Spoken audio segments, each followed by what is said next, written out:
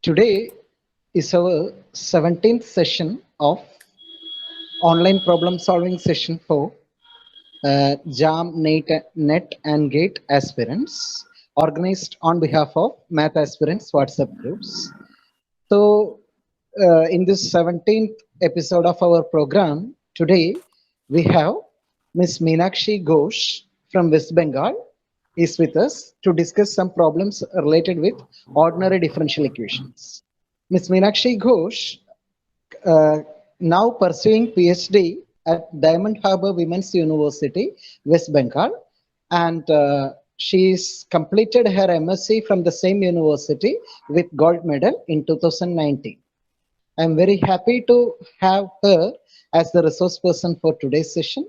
I would like to express my sincere thanks and gratitude to her for accepting our invitation and joining with us. Hearty welcome to Minakshi. Thank you so much, sir. Okay. Thank you, sir, for your kind introduction of mine. Okay. And it will be a great honor to meet upcoming mathematics scholars in this platform. Thank you, sir. Hope that today's session will be really a fruitful session for all the participants. As we know, there will be many problems from ordinary differential equations for all competitive exams like JAM, NET, and GATE. And this is the first time we are arranging a session on ordinary differential equations in our series. So I hope that today's sessions will be really fruitful to all our participants. I wish that it will be a nice experience for all of us. And I heartily welcome all of you to this program. And I request Minakshi to handle the session. Thank you all. Thank you so much, sir. And good morning to everyone, to all of the participants and all the students, everyone right there. So today we are going to discuss problems on ordinary differential equations. And it will be a great experience for me to meet upcoming mathematics scholars in this platform today. So let's start. Today we are going to discuss problems on ordinary differential equation. This is a very actually interesting subject since differential equation is required in many mathematical calculations, fluid dynamics, and other applied part. Differential equation has a vast importance, right? So let's start with our first problem. Given as the non-zero value of n for which this differential equation becomes exact is which one of this? That we have to give the answer. This differential equation is a first order and first degree differential equation. Why and how? Let me first explain. Because to know the order of a differential equation, we have to see the highest ordered derivative that's there. So here dy by dx we can see, and it's the first order, right? So order of this differential equation is 1. And degree is given by the greatest exponent of the highest order derivative. That also we can see that the greatest exponent of this first order derivative is 1. So degree of this differential equation is also 1. And now this differential equation is of the form n dx plus n dy, right? So here m is actually this expression and n is this expression. Now it's given that this differential equation is exact. We have the necessary and sufficient condition for a differential equation to be exact. That is, differentiating m with respect to y, that will be equals to differentiating n with respect to x. Okay. Option D. Okay, I got an answer. Let us see. So first we have to differentiate m with respect to y, so we get this, and differentiating n with respect to x, we get this. Then equating these two, obviously 6xy will get cancelled, and then we're left with this. Now x squared we can again divide by, because x is not equals to 0. So we get this. Now we have to find a non-zero value of n. So obviously, after dividing by n, we get n equals to 3. So correct D is the right option. Okay. So let's go to the next question. Here it says that one of the points which lies on the solution curve of this differential equation with the given condition that y at 0 is equal to 1 is which one of this? So it is given that we have to find the solution curve first, right? Then we have to find one of the points which will lie on this solution curve.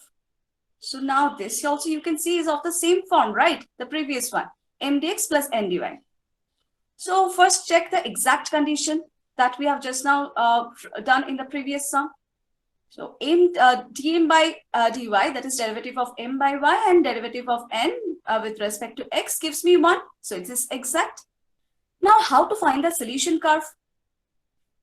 This is a method by which you can find the solution curve. That is integrating this m, that is y minus x with respect to dx, considering y as constant, plus integrating the terms of n which does not contain x, that is which is free from x, okay, with respect to y, and that equals to c. So with this method, you can find the solution of this differential equation. So let's do it. Now here I can see in n with the free from x term is y, right?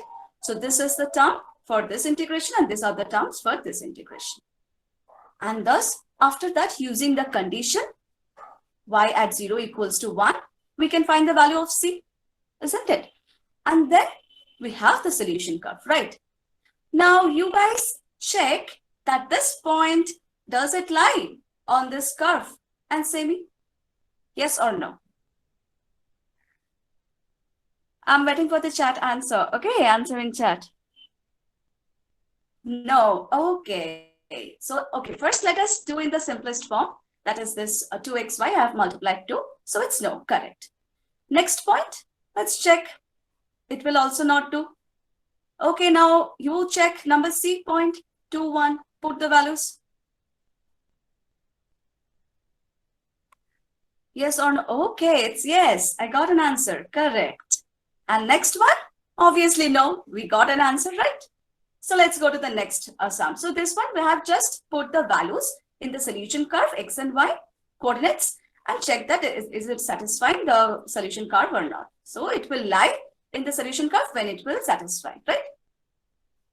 The next problem sum is that if this curve is the general solution of the exact differential equation given by this, then m at 1, 1 is what? Now this is given that this differential equation is exact, which is of this form. So now this exact meaning, we have done one necessary and sufficient condition in previous two sums. Now another meaning is that exact means we can write this differential equation as a total derivative of a function of x and y equals to 0. That is, it can be written as some du, where u is a function of x and y. Okay. Now, du equals to 0 is also equivalent to this differential equation. You can represent in that. Now, total derivative of du means you can write du in this form, partial derivative of with respect to x and then with respect to y, right? Now, I can compare mxy with this del u by del x, and my n is over here 2xy, right? 3, okay, you said me the answer, okay. Now, let's check. So del u by del y is 2xy. So we have by integration u I can find. Now we have del u by del x is m, right?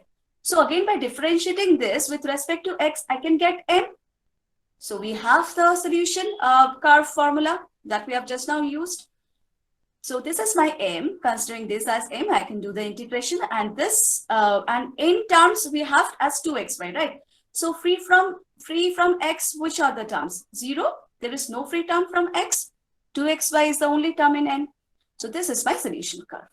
Now, we have to find the value of mxy. So comparing with the given solution curve, I can see that phi x is actually x squared. Then differentiating that, we get 2x, right?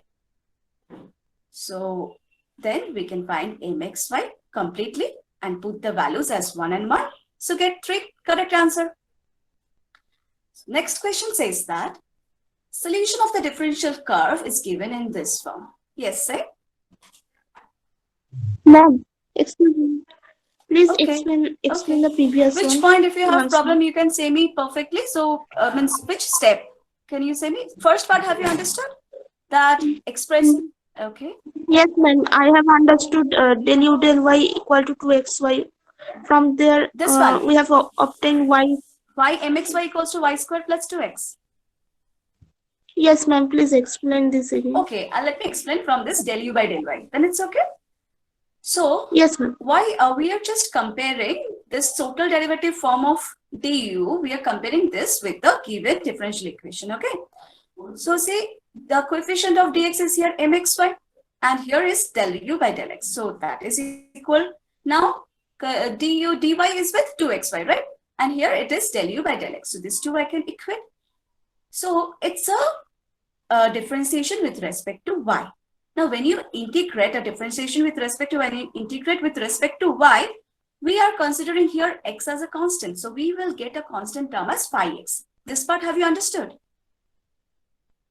Yes, ma'am. Okay. Now, so I have u. Value of u I know now.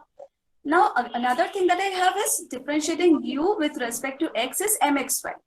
So, using that, I can find the value of mxy because I have u now. So, differentiating this u value with respect to x, I will get this. Because xy square gives me y square and phi x gives me phi dashed x. I don't know the value of phi, right? So, I just write simply as phi dashed x. Is it okay? That is equal to mxy. Now, I will use the solution method that I have previously used in previous sum. Okay? So, now you have mxy. So, you do consider y as the constant and integrate this m with respect to x. So, what I have done, y square is my first term. So, integrating with respect to x, it is y square x. And phi dashed x is my second term. So, integrating phi dashed x, which is differentiated with respect to x, right? Then integrating it with respect to x, what you are going to get? You are going to get phi x only. Yes, is it okay? ma'am. Okay. So another term is that integration of n terms without containing x. Now n is 2xy, right? So that is the only term and that contains x. So here it will be 0. Right? Yes, ma'am. Okay. Yes, ma'am. So that is equal to c. Now you got the solution curve. Now what you have c over here. So we need to find the value of c. So by comparing with the solution, given solution curve, general solution is already given, right? Solution curve is given with respect to C.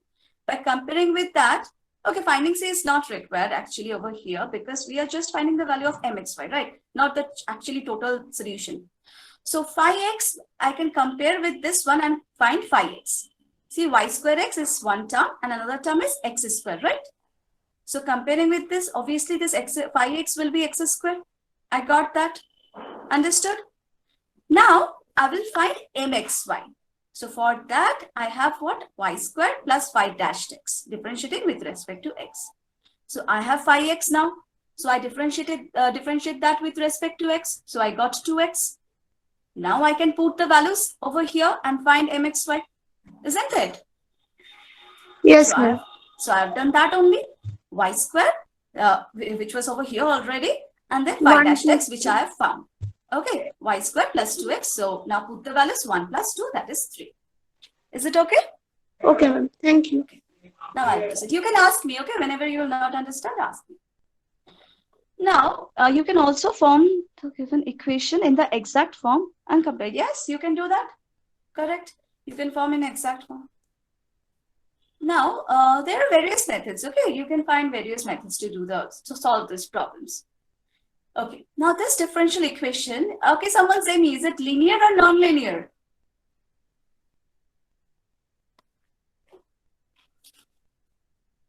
Hello? Yeah, I'm waiting. Linear, okay. Now what does linear means? Non-linear, what is it? Okay, I am getting answers, linear and non-linear, both non-linear. Okay, now it's perfect. It's coming to non-linear. Why it's non-linear? Because we can say a differential equation to be linear if it's first degree, okay, and dependent variable and its derivatives all are in first degree and without any higher powers or products, okay, of y and its derivatives. But here we have y to the power of fraction, right? This makes the a differential equation to be non-linear. Okay. Now, the question is that solutions of this differential equation satisfying y at 0 equals to 0. This is the condition. which one of these are the solutions? Now we can just easily do this by checking, right? Because the first option, I can say it's very easy that x equals to 0. So just check the condition first, that y at 0, is it 0? So obviously yx equals to 0 only I'm saying, so y at 0 will also be 0. Maybe ABC, yes. Okay, I got an answer. Let's check. Is it correct or not? A, we can say easily that it's correct. Why? Because y at 0 is 0, it's satisfying the condition. And put the solution in this differential equation, you're going to get this. Because y you put here, so it's 0 and derivative of 0 is also 0. So it's obviously correct answer. Now what's for the B option? So does it satisfy this condition? Sine 0 is 0, right? So you're going to get y at 0, 0 value only. So it's satisfying the condition. Now check the differential equation. Left hand side is derivative of the y. So do the derivative. So simplify it then. So 2 sin x cos x will give you sin 2x. Now let's do the right hand side. To make it easy, I have done separately left hand side and right hand side. Then I have equated. So this will also give me actually a similar form. If you just take the root into 2 by 3 whole cube and then square root of that into half and then multiply in the power 1 by 3. So you're going to get half only. So these two are actually equal. So this is also a solution. Now what for C? The difference in B and C is only there is one negative sign in B and there is not a negative sign. This is positive form. So in all through, there will not be a negative sign. It will be a positive all through. So this will also be a solution in a similar form only, but without the negative signs in both the cases. Both of this left hand side and right hand side. But what for option D? It will not satisfy this condition only because cos 0 is 1. So it will not be 0 at 0. X equals to 0. So this is a wrong option. Ma'am, Yes. please explain the option C. Option C. Huh. Okay. So in option C, it's saying that yx equals to the same form as B, right? Huh. But without Yes. a negative sign. Okay.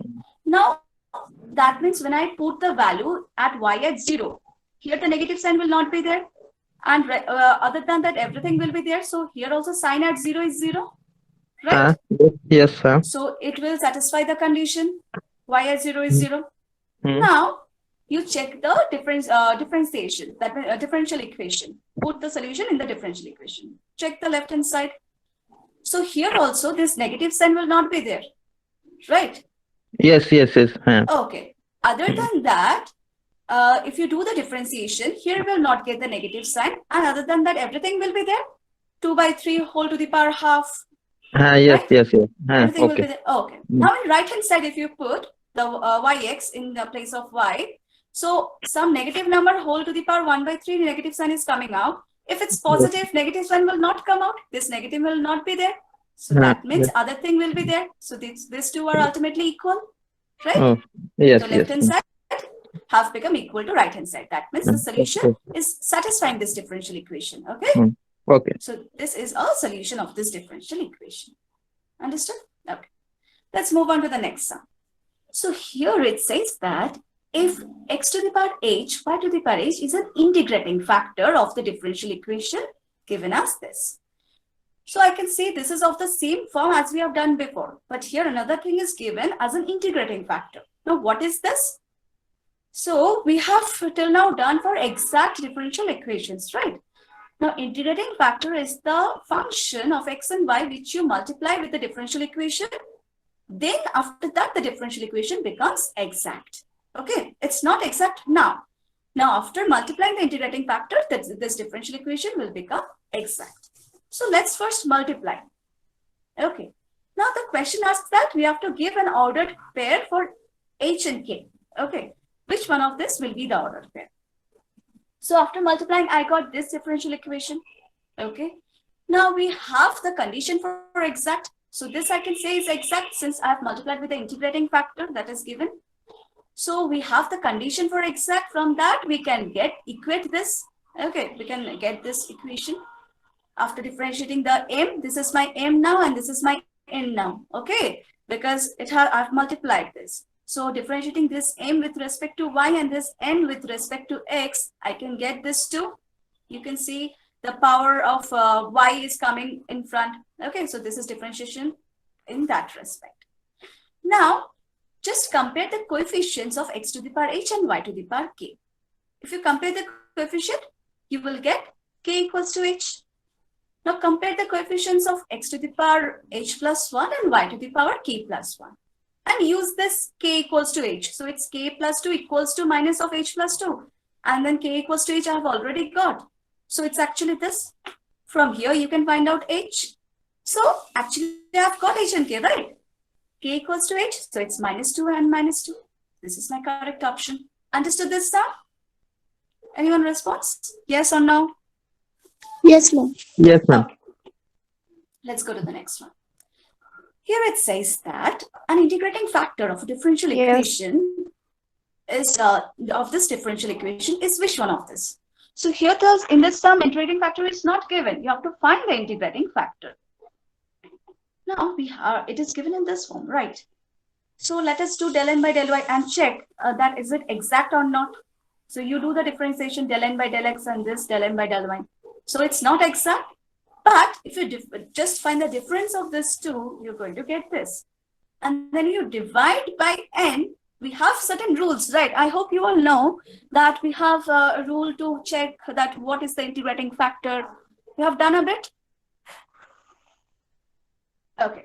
Now, I'm saying it once again. So if you find the difference of this two and then divide it with respect to n, and if that is going to come a function of x, then this will be my integrating factor. That is e to the power, this function, which I'm going to get over here, function of x, integration of that with respect to x. Okay. Now, this can also be, I'm saying another rule that if you, after differentiating this and after dividing with respect by n, that means 1 by m if I do, after dividing by m, if I get a function of y, then that is also an integrating factor. If you do e to the power, that time integration of this function with respect to dy. Now in this case, with dividing by 1 by n, I'm getting a function of x. So this will be my integrating factor that time, that is e to the power, this function of x with integrating that with respect to dx. So what we will get after this integration? E to the power, yeah, correct. E to the power 3 log x will become x cubed. So this is my correct answer. Okay. The next question says that let yx be the solution of this differential equation. Okay. Satisfying y at 0 equals to 1 and you have to find the value of y at minus 1. That means you have to find the solution, right? So this is given in this m dx plus m dy equals to 0 form. Now, let me check del m by del y and del n by del x. Okay. Now you do that, find, is it, it is not exact, right? It is not exact. We can see it. Now you find the integrating factor. Someone can put your microphone on and say me. Just now, as we have done, try to do like that. Difference, find the difference of this two. And then divide that by n or m and see you're getting a function of x or y.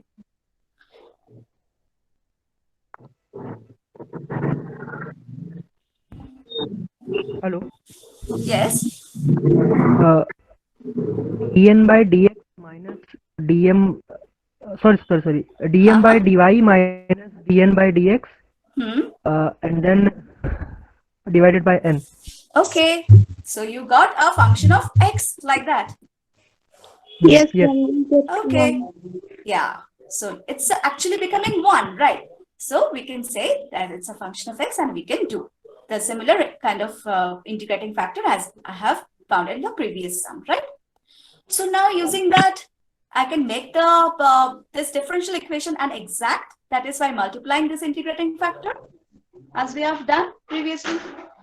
So now this differential equation is exact. So I can use the condition that this to find the solution curve, right? That we have utilized before also. So when you actually use this, you will notice that this e to the power x into x plus e to the power x, this term is actually a total differential. Okay, it's actually a total differential. Differential of is that differential of e to the power x into x, and y is constant over here, right? Y is constant. So I have integrated this 1 dx separately because I'm getting a form over here, right? So to do this, I've integrated 1 dx separately. You can do it together also, and then you can find this again.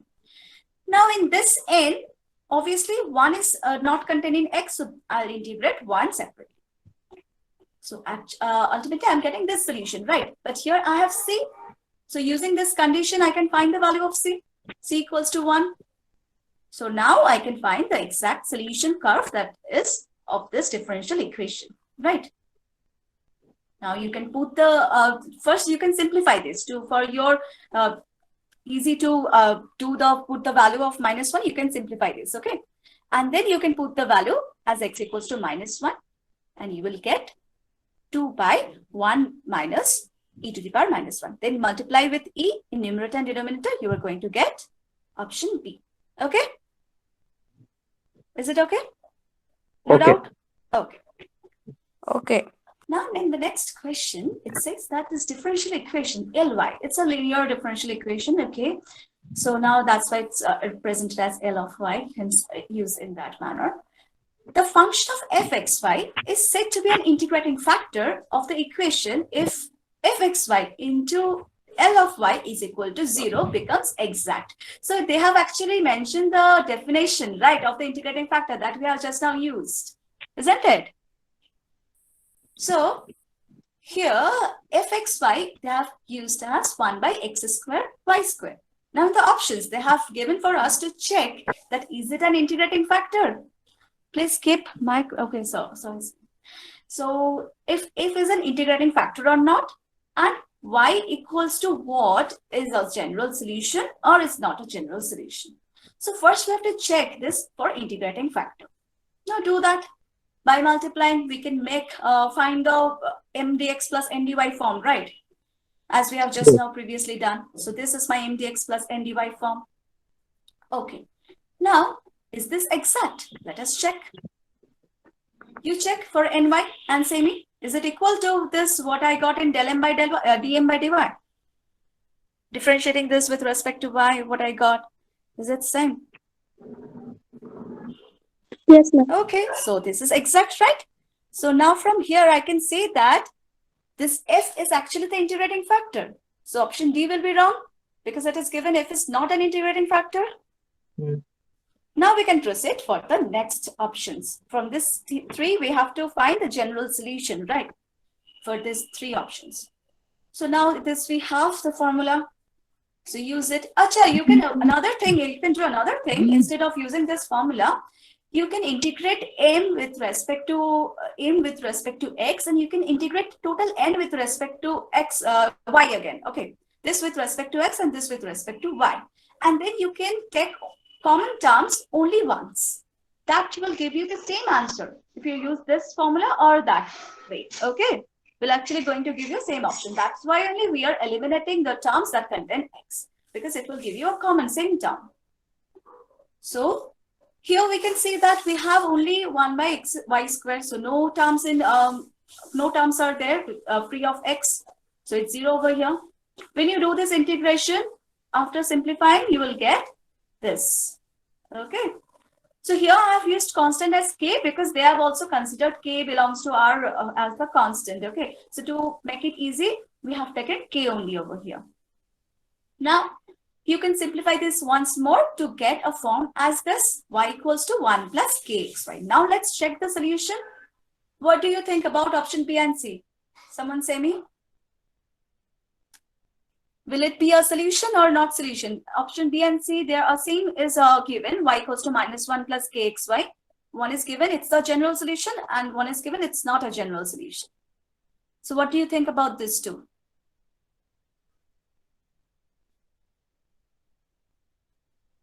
C is correct, okay, and then C is okay. I'm getting option C because -1 is there, right? And here we don't have -1, it's 1 over here. So it's obviously making that this -1 can't be there. It's not a general solution. So this is not a general, this is a general solution, that is wrong, and this is not a general solution will be correct, right? What about option A? Option A is true, okay? Yes, because you can write K is a constant, right? I can write minus of that also instead of writing K and give a minus sign before it. So this is actually equal to this. So option K will be not true. Okay. Understood? What? Option A is true or not true? You're saying option A. Option এটা হবে তো মানে হবে না মানে integrating factor হবে ওটা মানে জেনারেল সলিউশন হবে general solution hobe, you are saying. Okay. Ma'am, Yeah. ma'am, this was not a general solution. So, and F is also the integrating factor. Can we consider A? Okay. Now let me clear it. See, first it's an integrating factor. That part is okay. Now next is that they're saying this is not a general solution, but we have got a form in the same manner. But here we have minus K and here it's plus K. Okay. Okay, ma'am. Now, K, instead of K, I can write another constant as minus K. That means plus K, I can write as minus of, in bracket, minus K. Yes, K is a constant. You can write real number, any real number, because K belongs to R, right? So yes. instead of plus K, you can write minus of minus K. Minus K is also a real number. So consider that time, consider minus K as K. Suppose it is K dashed over here. So minus K dashed you can consider as K over there. So minus of minus K dashed. So minus K dashed is K over here. So that is actually this now. Yes, See, just consider the fact that K is a constant, which is a real number. Okay. So K you can consider as minus of some real number also. Okay. Yes. So you can write in this manner, which is a general solution. So this is not a general solution, that is wrong. Okay. Now we have the next question, that consider the differential equation. This is of what order or what degree? I've explained you the order and degree, right? Semi order and degree. Order and degree 1 1 okay, because highest order derivative is 1 and greatest exponent of this highest order derivative is also 1. So order and degree are 1, correct? Now, given that in this differential equation, fxy is the continuous function. Now, I hope you have gone through an existence and uniqueness theorem that there in the conditions we have that this fx is continuous in this first order, first degree derivative equation, and then some conditions, more conditions are there so that we get a unique solution, right? Yes. Something like this we Yes, have ma'am. done in existence and uniqueness theorem. So that's why here it is mentioned that fx is continuous function such that limit when x tends to infinity, fx is 1. Limit of that is 1 when x tends to infinity. You have to find the value of yx, limit of yx when x tends to infinity. So you're given with limit when x tends to of fx when x tends to infinity as 1, and you have to find limit when x tends to infinity of yx. That means we need to find yx. Now this form is actually the form of linear equation, first order, first degree linear equation of this kind of form. P and Q, where this can be function of x or constant. Here we have P as constant, right? Px as constant term 10. So we have the integrating factor of this kind of first order, first degree linear equation as e to the power integration of pdx. Okay. Now, so we have just now learned that multiplying by the integrating factor, we can form that exact and all. So multiply with this. We have, you don't need to do this. Okay, we already have this. We can directly use the solution. So how this is coming actually the solution? If you multiply with the integrating factor, this part is actually going to give you a d by dx y into e to the power integration of p dx. So again, by integrating, you can get y into p integration of p dx. And in the right hand side, you can integrate and get this form then you can directly divide this right hand side by e to the power integration of p dx and get this as your solution, general solution. Okay, this is a form for such first order, first degree linear differential equations where my integrating factor is bound by e to the power integration of p dx. So using this, I can directly find y, the general solution. See here, my q is what? Fx. Integration of fx I have done and multiplied by the integrating factor. P is 10 over here. So I have done that. Plus c over there is, I have c. Now I've divided by the integrating factor this as I divide over here in the right hand side. I've divided by the integrating factor. And here, if I divide by the integrating factor, it is going to be e to the power minus integration of 10 dx. Okay. So now what we have is that from here we can simplify this and get into this form. Means find the integration and write in this form. Now we have the limit, right? So to find the limit as x tends to infinity, limit of y, I can use the limit as x tends to infinity throughout the RHS. Now what about this term? When x tends to infinity, e to the power minus infinity is going to be 0, right? It will approach 0. And any constant multiplied to it. So this is going to be 0, this total limit. So I'll be left with only this form. Now what about this form? Here, you can see that this is actually an infinity by infinity form. Why? Because e to the power 10x. So here x is tending to infinity. So e to the power 10x will also tend to infinity. Here also it will tend to infinity, right? So now you will use L'Hopital that by differentiating, you can get this, differentiating numerator and denominator. Okay. Now what is coming? What is this form? Here, it's not a 0 by 0 and infinity by infinity form. So my e to the power 10x is actually a non-zero value, right? E to the power x will never tend to never be 0, exactly 0. So you can divide it. So if I divide it and limit x tends to infinity of fx is given to be 1 and divide by, we have 10 over here in the denominator. So my answer is 0.01. Is this clear? Yes. Okay. The next question is that it's again a bounded and unbounded type of question. So here differential equation is given and you have to say which of this is true, that a solution will be bounded or unbounded when x is tending to 0 and pi by 2. That means we have to find the solution, right? Okay.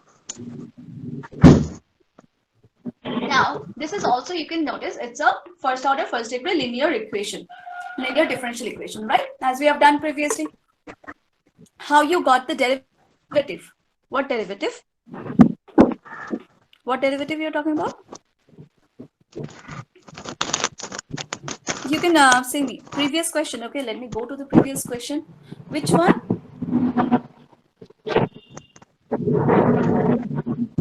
Okay, this one are you talking about, right? Maybe, okay.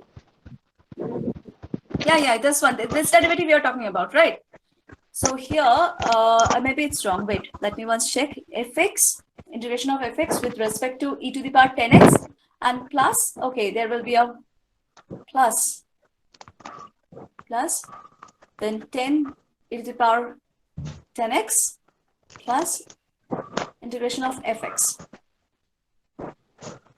Are you talking about this one, right? Okay, I'll check this and confirm this later.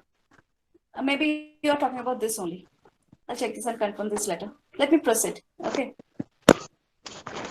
Maybe there is, yes, how to derivative over there. So in the next question, we have that consider this differential equation, okay, which is in that first order, first derivative linear differential equation. Okay, now here you can write it in that form actually. So to find the integrating factor, we do the same thing. Now this integration minus of 2 by sine 2x, we do it, let us do it separately. Okay. So you can divide the numerator and denominator by cos square x and you get this form, this kind of form. So which is actually, you can take a substitution. Tan x equals to z. Then we can use it and find this integration as minus integration of 1 by x, which is minus of ln x. That is, put the substitution value, that is tan x. So you're going to get actually ln of cot x. Okay. Now, we can find the integrating factor. We have the integration. So find the integrating factor, that is cot x. So where were we? That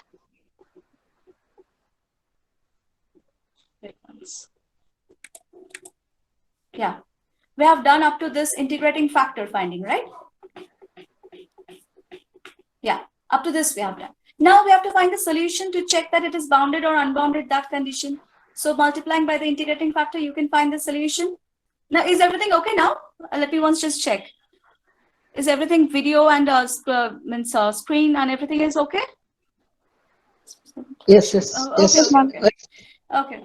So multiply by the integrating factor, and this will be your solution, right? The form of solution. Now, by doing this, simplifying this, you will get cosec x cot x. So that is actually going to give you minus of differentiation of cosec x. So by integrating that, you can get minus cosec x, and ultimately you can get y of x. Okay. Do the integration and you will get this. Okay. So now we have a condition given. Y at pi by 4 is equals to 1 minus root 2. Use it over there in the solution to find C value, that is 1. Now you can find the difference, the solution curve, the solution in this, putting the value of C. So we have to check it is bounded or unbounded when x tends to 0 and when x at pi by 2. So let us check first x at 0. So that is, cos the sine 0 is 1, 1 minus 1, 1 minus 1, okay, cos 0 is 0, sorry. So minus 1 and divide by 1. So it's minus 1. So this is bounded, correct? And then we have, when we check when x tends to pi by 2, sine pi by 2 is 1, so 1 minus 1, and cos pi by 2 is 0. So this will actually give me 0 by 0 form. Then differentiate. So we get cos x and divide by minus sine x. So it is actually 0 by 1, so 0. So this is also bounded. Is this okay? Why? Because both the limits we are getting a value, that's why it is bounded. Is this okay? It's okay, okay. I've gone a bit fast over here. Okay. So it's okay. I'm moving on. If xt is the solution of the differential equation of this form, okay, where t greater than 0. So it's a new form, right? Can anyone say me what form is it in? The name? Okay, and you can answer me. I'm just continuing. You can answer me. My question. What form is it in? Do we have a name for this kind of differential equation? Linear differential equation. And do we have a special name? Let's proceed and see. Okay, satisfying a given condition that x at 0 equals to 1. So you have to find the value when x at root t. Now here you can follow that t is the independent variable and x is the dependent variable. Yes, it is a Bernoulli's equation form. Now you can arrange it in the Bernoulli's equation form. But in the Bernoulli's equation, here after in the right hand side, we have an x to the power n form, right? So here we have x square, with a power of n with on the dependent variable. Here my dependent variable is x. So be careful with the dependent and independent variable when this variable's name are changing. Okay. So x to the power 2, that is x square. This form I'm getting.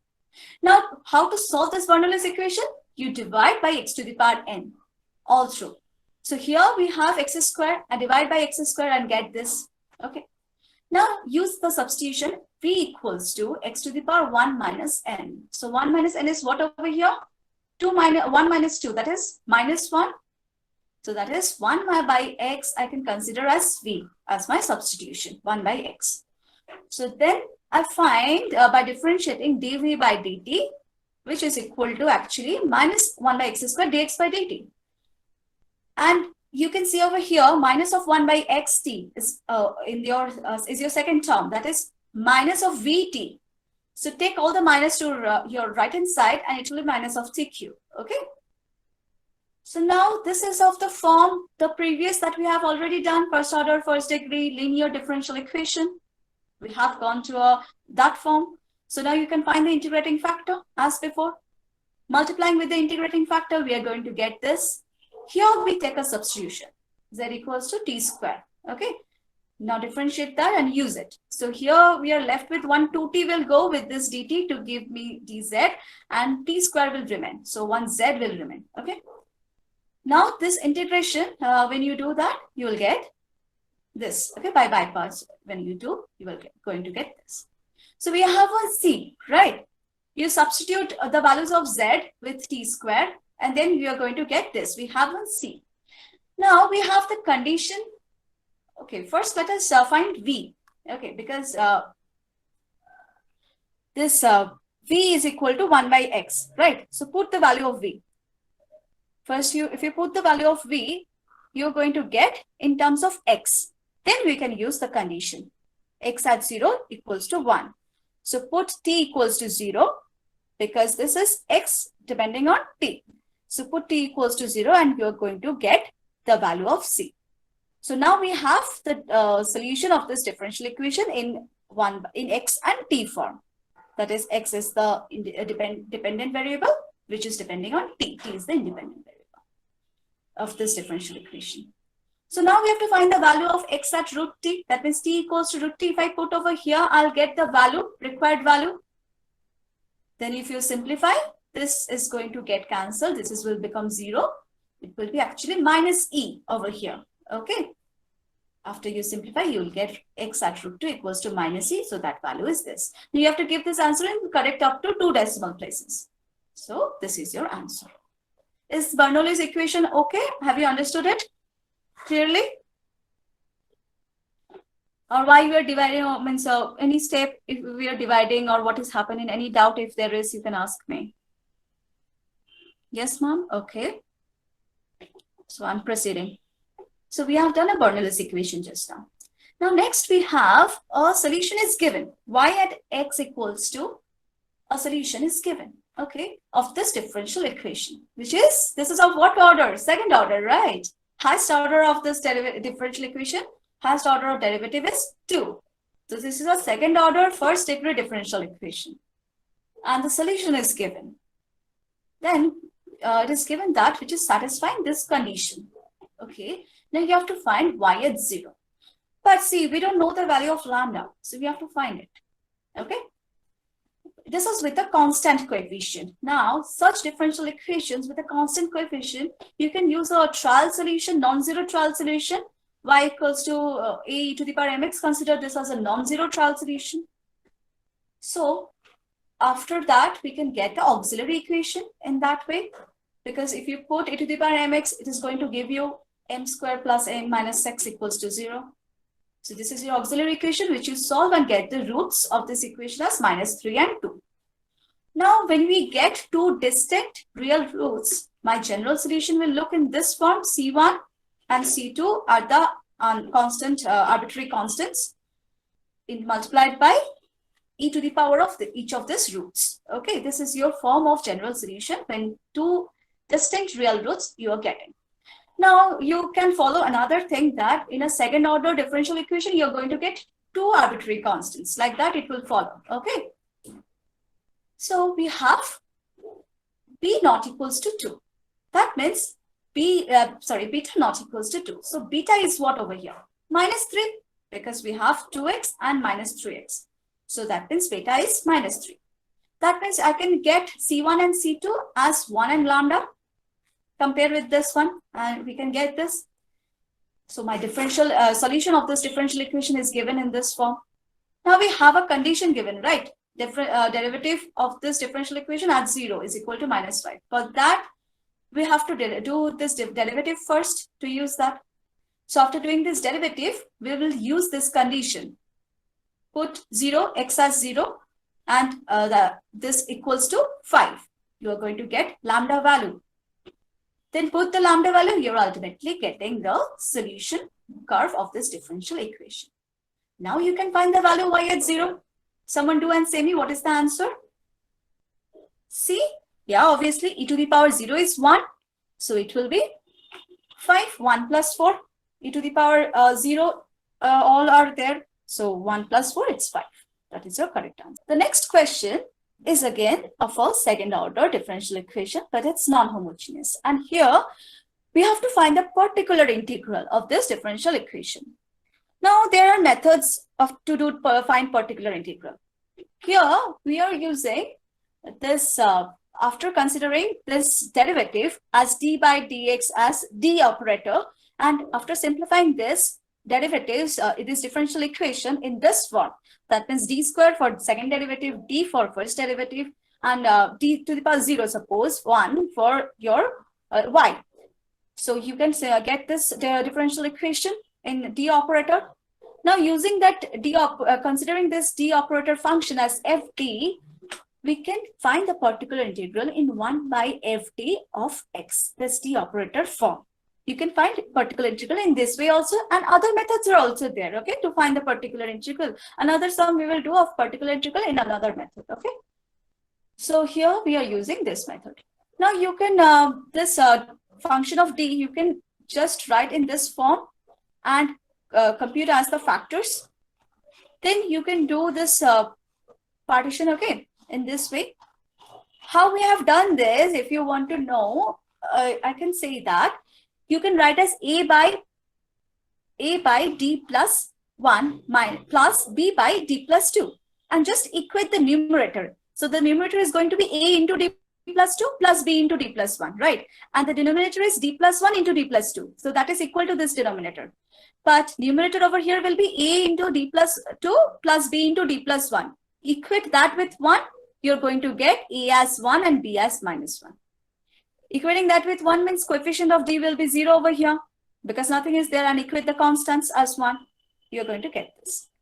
Now consider one of this as u. That means I have considered 1 by d plus u, 2 as u, into e to the power of x as u, and you can consider another as v, and do the this operator on this e to the power of x separately. Is that anyone saying something? Excuse me? Okay, no one. This the differential equation is actually what you can see, a linear differential equation which we have first obtained in previous sums, right? This form. Now you can find the integrating factor. You can put your microphone off, okay? If you're not saying me something, if you're not speaking, if you're not saying me something. Yeah, say. How you choose u? How do you choose u equal to 1 by d plus 2 into e raised to x? Repeat again, please. How I have chosen what? 1 by d plus. How you choose u? How I have chosen u? See, here we have two operators, right? Two operators, and a combination means linear combination like this minus of this operator on e to the power of x. So this is actually what? Okay. 1 by d plus 1 of e to the power x minus 1 by d plus 2 of e to the power x. Yes. Right? So I have taken one of this. So I've taken 1 by d plus 2 of e to the power x as u. Now next I'm going to take 1 by d plus 1 of e to the power x as v. So I'm computing both these operators on e to the power of e to the power x separately. Okay. Okay. You will follow. First, you see that u I have taken as 1 by d plus 2 on e to the power of e to the power x as u. Then if I proceed, you will see that I have taken v also. Okay. You will understand. Okay. So this operator is actually a first order linear differential equation. Okay. If you do d is d by x, so compute it on u, it will give you this thing. Okay. Now this is my integrating factor of this linear differential equation, which is actually 2. P is 2, so e to the power integration of 2x. I multiply with the integrating factor, and as I've found solution before, we are finding the solution in the same way. So here e to the power of 2x is there. So I have taken e to the power of x as alpha. Okay. So it will actually make the solution easy. So now it is d alpha is this one. So it's actually e to the power of 2x, right? So one I have taken as alpha and another is going with d alpha. If you do the integration, you will get this. Okay. Now put the value of alpha as we have substituted that. Now find the value of u. So this is your u. You have got the value of u. Now let us take v as the next one, which you were asking me just before. I was saying you that 1 by d plus 1 of on e to the power of e to the power x, I'll consider as v. So these two operators are computing separately. Okay. This is one way of doing particular integral. Okay. Solving the particular integrals. So you are operating 1 by d plus 1 on e to the power of x separately by considering it as v. So this is again in the same kind of form, linear equation. So we have the integrating factor as what over here? E to the power of x, because p is 1 over here. E to the power of integration of 1 dx it will be. So e to the power of x is your integrating factor. Have you understood this?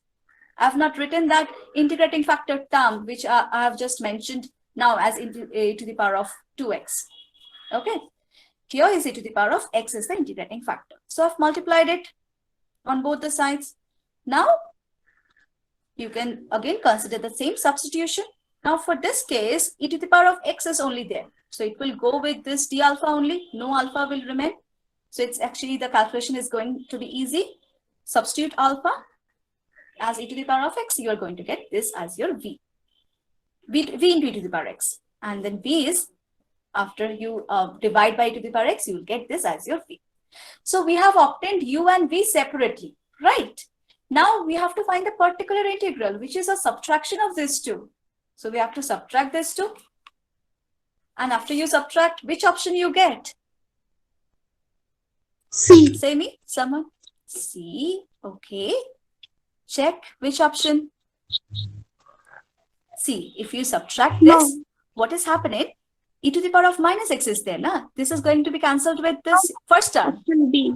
Yeah, first term is going to get cancelled. And then plus of e to the power of minus 2x into e to the power of e to the power of x. This will remain because this e to the power minus of x will cancel, right? So option B is your correct answer. Now what the next question says is that let yx, x greater than 0. Now another thing is given over here, x greater than 0 be the solution of the differential equation given in this form. Satisfying the given two conditions, y at 1 is 1 and y dashed at 1 is 0. You have to find the value of this. Now this kind of equation is actually a homogeneous linear differential equation with variable coefficients. You can see variable coefficients over here, right? X and x square. And this is a form of this kind, right? So this is actually, can you say me the name? Anyone? We have a name for this, right? To solve this kind of equations, on this kind of equations also have a name. Like the previous one we did, Bernoulli's equation. Euler equation. Yeah, correct, Cauchy Euler. So now we use a substitution x equals to e to the power of z.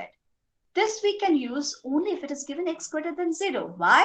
Because domain of this e to the power of z is R and range is 0 to infinity. That means x must be open 0 to infinity. Okay, that means x must be greater than 0 at least.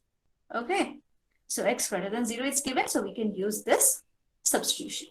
Using this substitution now we can find z equals to log x. Now dz we do. So that means I got dz by dx. Okay. So now we compute our differential equation is in y and x, right? Dependent variable is y, independent variable is x. So we have to compute these terms for dy by dx. So let us do that. And then x into dy by dx is there what we have in the second term. So I compute that, which is dy by dx. dy by dz. Okay, now if you have a doubt to understand why 1 by x is coming over here, do anyone have doubt? Why 1 by x is coming over here?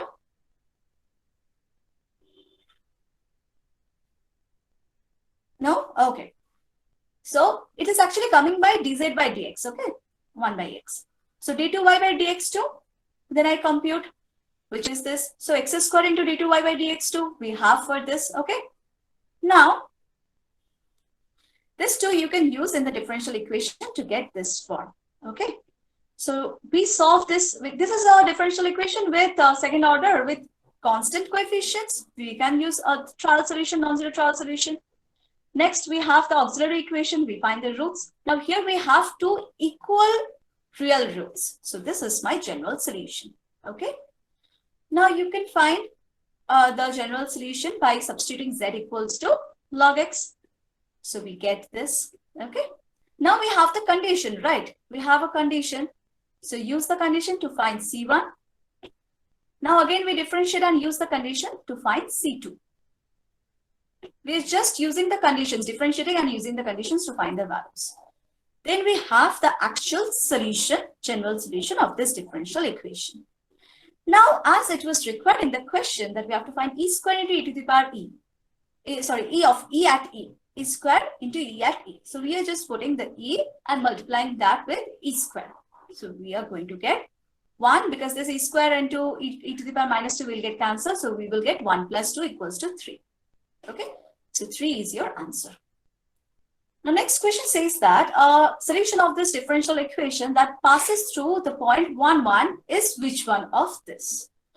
Okay, now this one is also of a similar kind of differential equation. So we are going to use, that is Cauchy-Euler. So we are going to use the same substitution. And here x greater than 0 is given.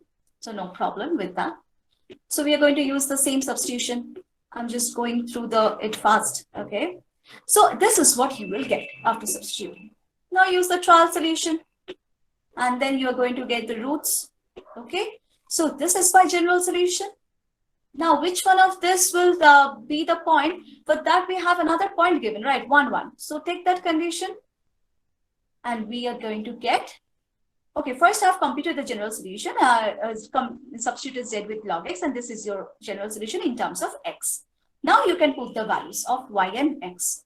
See that C1 plus C2, you are going to get 1. The sum will be 1. So consider like that C1 and C2. First, let us take C1 equals to 1 and C2 0.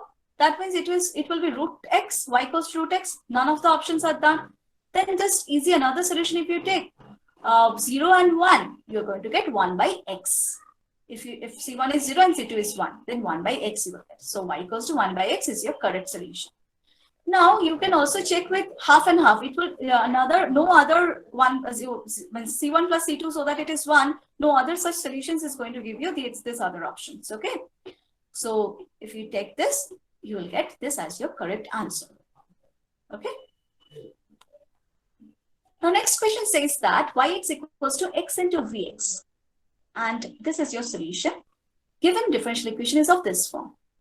Here we have certain values given and we have to find for minus 2. But consider this is a similar kind that we have done before. But here x greater than 0, that condition is not given, right? And here we have another that we have to find at minus 2. That means x less than 0 condition is given. So this is also a variable coefficient. But we cannot use this substitution since here the range must be 0 to open 0 and infinity. So we use another alternative form, that is yx as x to the power n. There is no problem with this. So substituting that in this differential equation, they say second order derivative will give you this, first order derivative will give you this. So you're going to get this. Okay. Now this function of m is actually 0 because we can equate it with 0 because x is not equals to 0 always, nothing like that is given, right? Y will consider that. So function of m equals to 0, when it will be 0, you are going to get certain roots. And with this roots, we actually can write the general solution in this form. This is an alternative way to find general solution when this x is greater than 0 condition is not given. So we cannot use that Cauchy-Euler that we have previously used. Substitution. That substitution we cannot use. So this is your general solution now. We have the condition. Okay, first we have to find Vx because the condition is in terms of V, right? So equate this with x into Vx. For that I take common x. So Vx is my only this term within bracket. Now we can use the condition because the condition is for V. So V at 0, I get C2 equals to 0. And then V at 1 equals to 1. So from that I get C1 equals to 1. So Vx is actually x squared. Now I can compute V at minus 2, that is 4. Okay. The next is that, as I was saying, that we will do a particular integral in a different method also. So this is another sum of particular integral of a differential equation. So let's take the D operator that we have used. So now we are going to write this directly in a d square minus 2d into y form. You can compute this function in factors d into d minus 2. Okay. Now I have taken dy here. You can do the opposite This one is better actually. So you can consider this dy operator as u first. So it is going to be as d minus 2 of u is equal to this right hand side function. Okay. So first we are computing this. That means here it is the general the first order first degree linear equation form. The integrating factor is given by this. So you multiply the integrating factor and you find the solution u. Here the solution is for u because I've taken dy as u. So you're going to get u. Any doubt? Anyone? No? Okay. So u equals to this. Now we have, as we have considered dy as u, this also we have to solve, not for y, because our differential equation is at y and x. So dy equals to u, we solve and get this differential equation. Now this one you can directly solve by variable separation. See? So by integrating, we get this. Now this integration you have to do, okay, separately, because this you have to compute. You are going to get a repeating I inside. So if you do the integration, you will see that again cos x into e to the power 2x is going to come. This you consider as I, and take in the left hand side, you're going to get this. So now you have the integration value. You put that in your y, you will get your particular integral. Understood? Any doubt?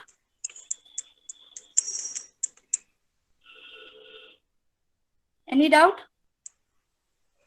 No. No? Okay. So this is your correct answer.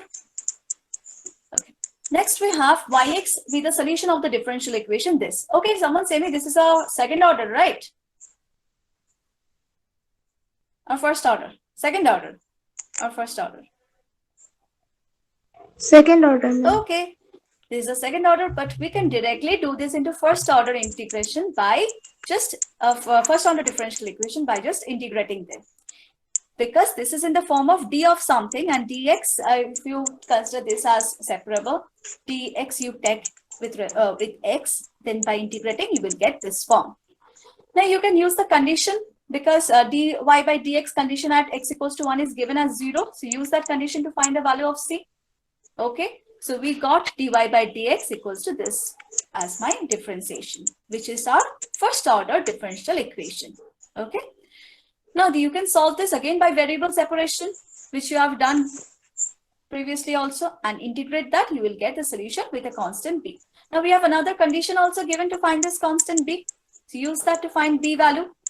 So you have the general solution. Now you have to find a value for y at 2.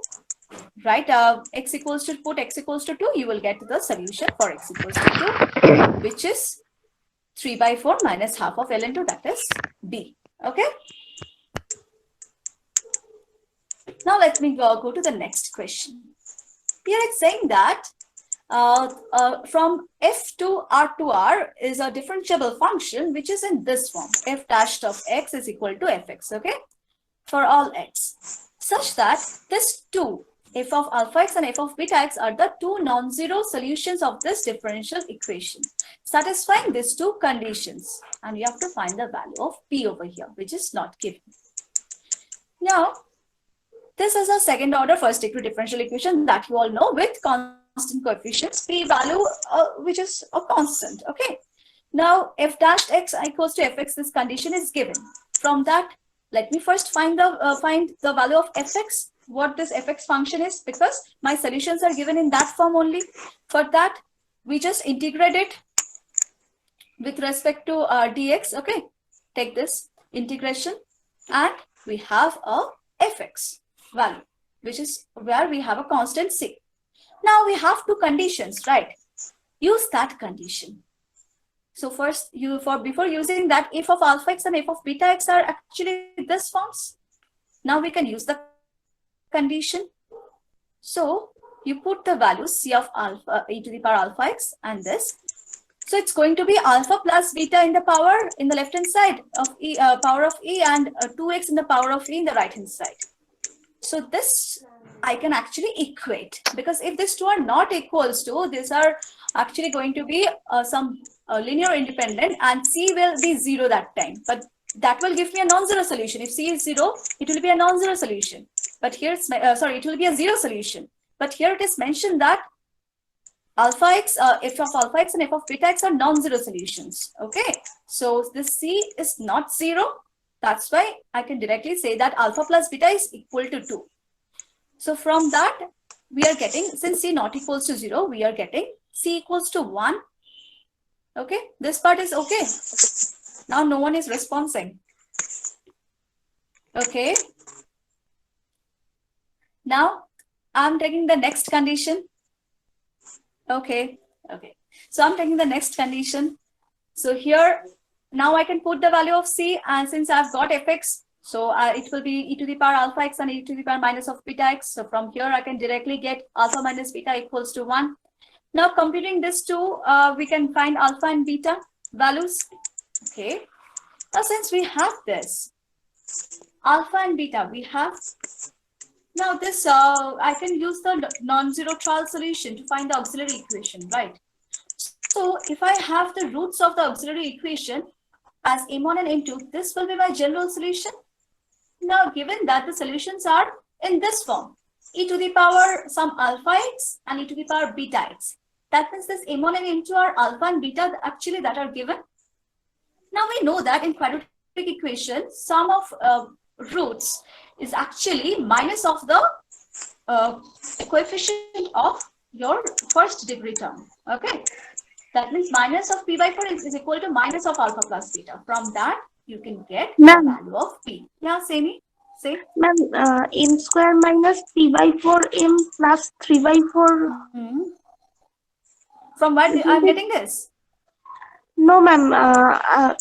I think you have got this from for the given differential. Yeah, 3 by 4, 3 by 4. Yes, it will be 3 by 4. Correct. You are correct. Because 4, it's dividing. Okay. Thank you. It's correct. But the answer will be this only, okay? Because this I'm equating with the middle coefficient, this minus p by 4, okay? Yes, ma'am. Okay, so p is 8. Now next we have orthogonal trajectories. I hope you have heard this name. So we have to let S be the family of orthogonal trajectories of this family of curves, okay?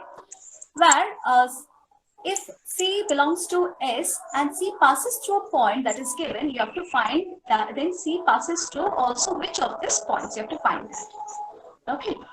So orthogonal trajectories have actually their, if you multiply their slopes, it is equal to -1, right? I hope you know this in orthogonal trajectories. So to find the slope, we need the differentiation of this curve. So first, let us differentiate this.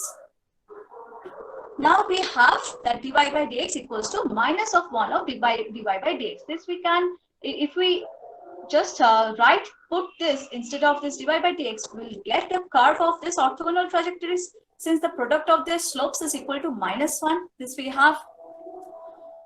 So I just put minus of 1 by dy by dx in that place. We ultimately have this. If you simplify and then integrate with respect to y and x, we will get this, okay? And log c is my constant that I have considered over here. Now next, this you can easily write as y square equals to cx. Okay, now you have a condition that this c passes through, this passes through 1 and 2. So from that you can find the value of c. So this is your actually c that you were wanting. Now this also have to pass through one of these points. Which one of these points? To check, you can put the values and check which one will do, which one will satisfy. Okay. So first one will not, that we can easily see. Someone check for the B option, or you can check and say me which is the correct answer also. C is the correct answer, you're saying. Okay. Yeah. From for C, if you put y equals to 2 root 2 and x as 2, you're going to get equal those two, and this is the correct answer. Correct. So like that you can do this sum easily. Okay. Now next also we have another sum of orthogonal trajectories, and this is of ellipses. Okay. The previous one we got a parabola, right? Now this is of ellipses. Okay. are given by this form. Orthogonal trajectories are given in this form. Okay. Here we have to find the value of alpha. So we have to find the orthogonal trajectory equation first, solution first. So let's do the same transformation. We do, and then we integrate. So do the integration. You're going to get y equals to x square equals c into c. Now you can compare with this form. See, c2 is a constant. It can be written as c or c2, whatever. Here they have considered as c1. That's why they have written this one c2. So that you can just consider. And alpha is, if you compare this, alpha is 2. You can get this easily. So this orthogonal trajectory sums you can do by transformation easily. Okay. Now next we have 3 solutions are given of a linear second order ordinary differential equation with constant coefficients. Mentioned, this kind of things are mentioned. If yx is the solution of same equation satisfying y at 0 equals to 3 and y dash at 0 equals to 4, you have to find the value for y at 1. Okay. Now, here 3 solutions are given. An ordinary second order differential equation with constant coefficients, if you find a solution that is going to have 2 arbitrary constants, okay.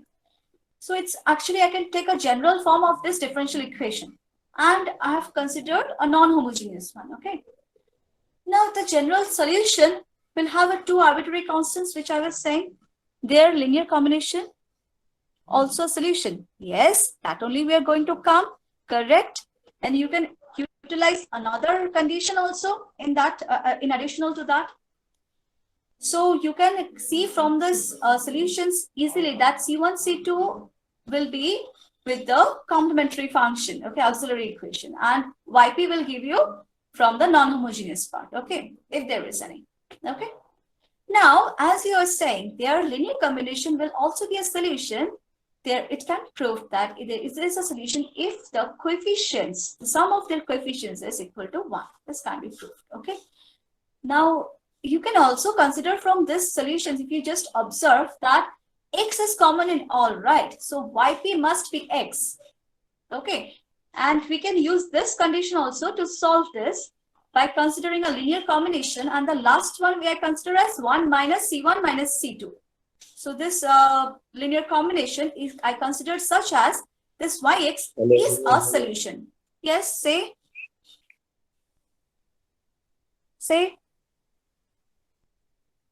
Someone is saying something? Okay. Or will I proceed?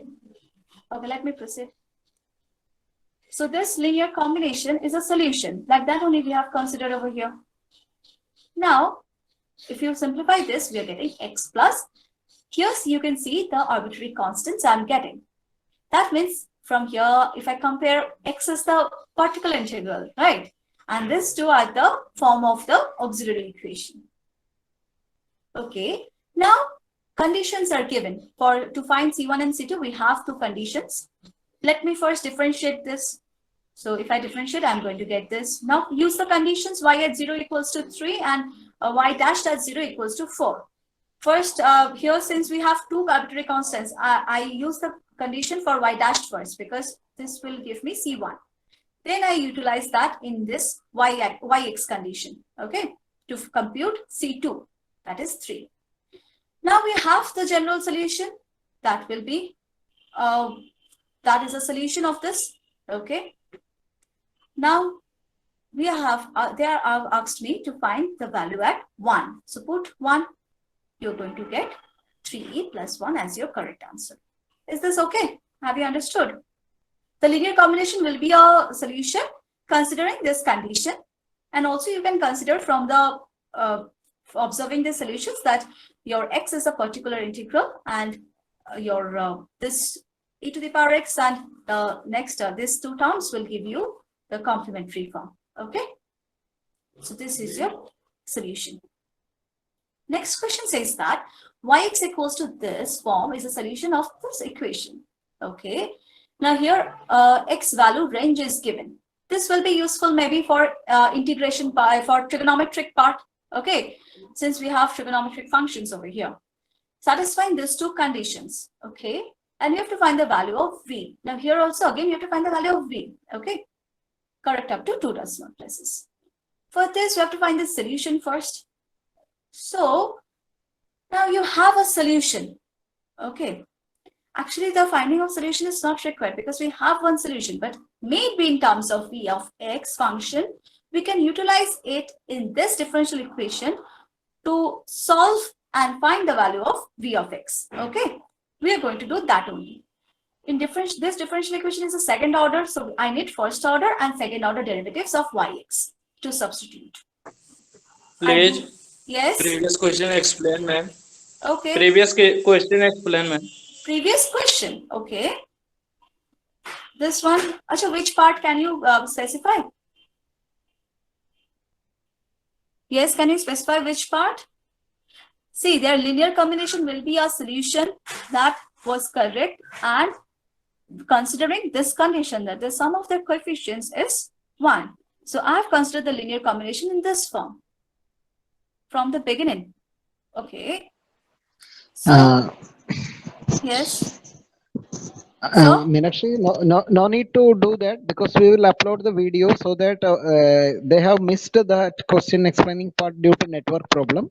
So we will upload it while they can watch it in YouTube. You can proceed with the new one, I think. Okay, sir. Then I'm doing that only. So yx equals to vx sec x. So this is my solution that is given. Now I will utilize this to find y dash x and double derivative of yx so that I can use this in this differential equation and find the value of vx. Okay. Now I substitute this value in this differential equation. You can observe that someone microphone is on. You can just, yeah, thank you. So these two terms, you can just cancel out, right? Since we have plus 2 and minus 2. And this from these two terms, one term from negative will get cancelled. So ultimately, you're going to get this kind of equation. Okay. Now sec x is multiplied with all this, as we can take sec x common. Now, since I have considered this range as it is given in the question, sec x not equals to 0 in this range because cos is not equals to 0 in this range. So I can divide it.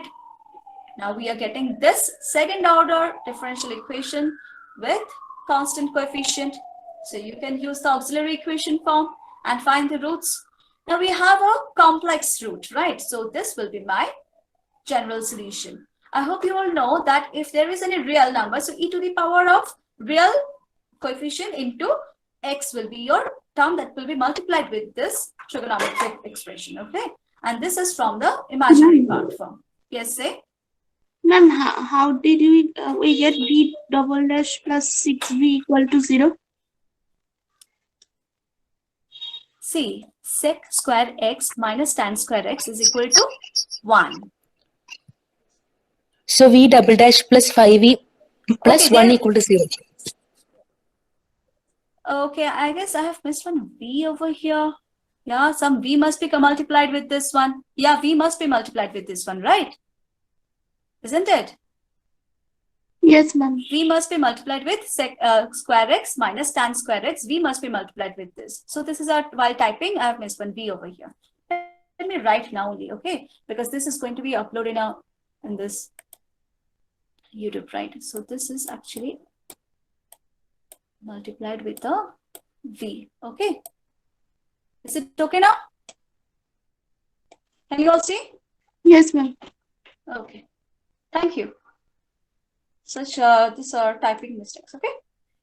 So yeah, v will be multiplied with this. So obviously now you understood that this is 1 and here 5v. So it is going to be 6v. Is it okay? Yes, ma'am. Okay. So now have you understood all that how this general solution is coming? Do you know that complex roots gives us this general solution? Is it okay? Yes, response says yes. Okay. Now then I'm proceeding. Okay. Then I'm proceeding. Okay. Now. Okay. I guess some problem. Why this is not proceeding?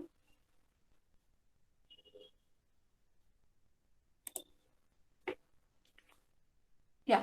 So yx we got this, okay? Because I have found vx, v of x we have found. So I can get y of x as this function, right? Now we have conditions given, right? So y at 0, I put it and find the value of C1 as 0, and y dashed we derive, and okay, first, since we have got C1 equals to 0, let us find yx, putting that.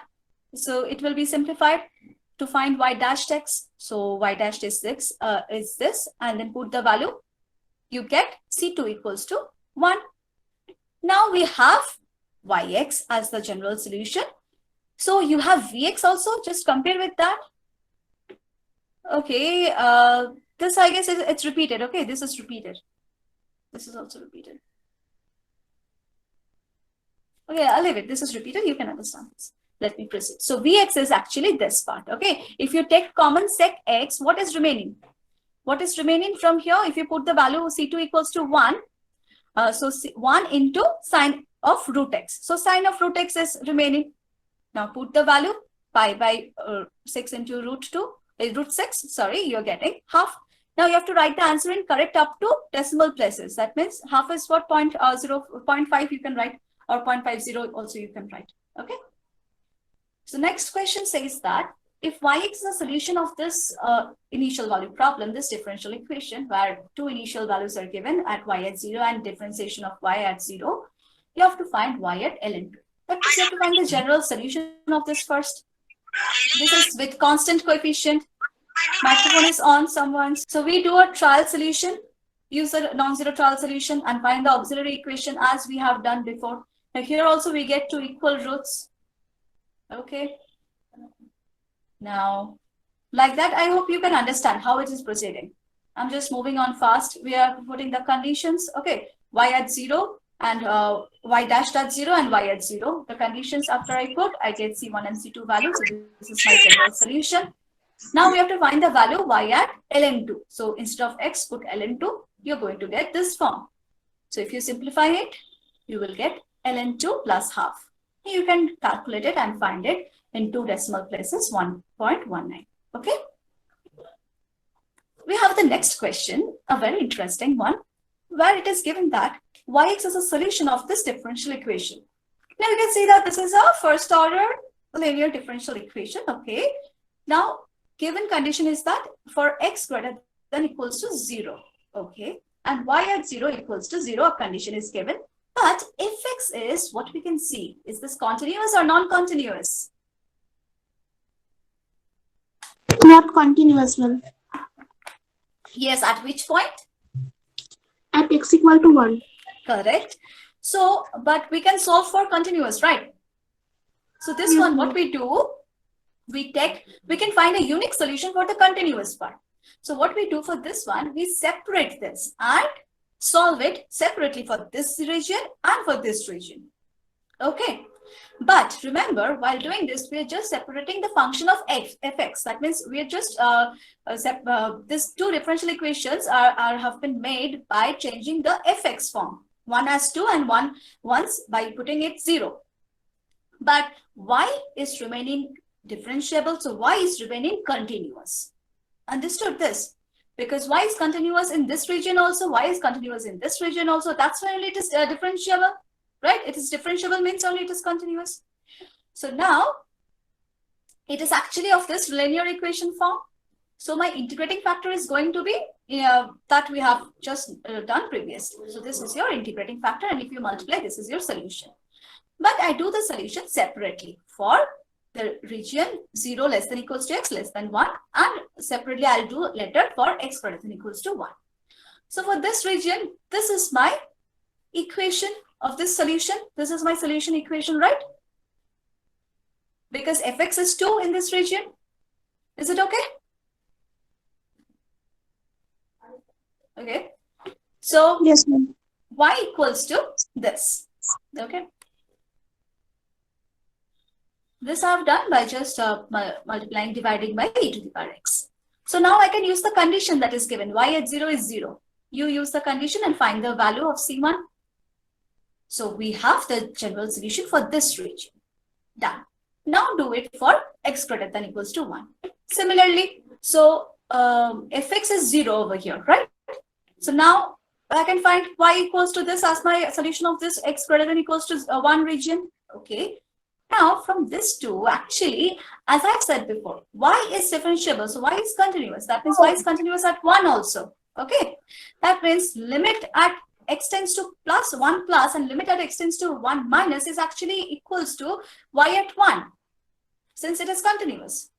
So 1 minus a limit of yx at 1 minus means this region. This is 1 minus. So let me compute the limit over here at x tends to minus 1. So this gives me this form, and y at 1 equals to this value, because x equals to 1 is in this region, right? Because this is x greater than equals to 1. Fx is over here for x equals to 1. So I compute y at 1 in this region. Now, since the limits are equal, since yx is continuous, I can equate this two and find the value of C2. Now, once I get the value of C2, I have the yx for this region.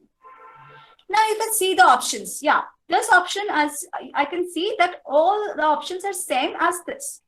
Okay, now the difference will be made by this option. So this is equal to which? The first one, A. Okay, so we have got option A. Understood? So let me proceed with the next problem sum, which is a maximum value problem. You have to find a maximum minimum value of solution of this differential equation when y at 0 is given and derivative of y at x equals to 0 is given. Okay, now for maximum value, you know that we need to see, again, microphones are on. Okay, if you want to say something, say, okay. So to find the maximum value, what we have to do, maximum or minimum value, we have to first find where the slope is vanishing. This I hope you all know. So we first, slope means what? Slope means dy by dx, right? So we first find the solution of this differential equation, because it is all depending on the solution. We have to find the solution where it is maximum and where it is minimum. Okay. So first let us find the solution. Since it's constant coefficients, we can use the auxiliary equation form and find the solution in this. Okay, this one you understood. Now we differentiate this. Okay, so we have the condition C1 plus C2 equals to 1. We use it to find the values of C1 and C2. So this is my solution. So where y dash x equals to 0, that we have to see. That means where the slope is vanishing. Where the slope is vanishing? At e to the power x equals to 3 by 4 means at x equals to ln of 3 by 4. Now consider that when in all this calculus where I'm using log, that means log base 10, because in all the calculus parts, we always use log base 10, that is ln, okay? So when I'm saying log, that means log base 10 only I'm saying, okay? So x is x at ln of 3 by 4, y dash x is vanishing.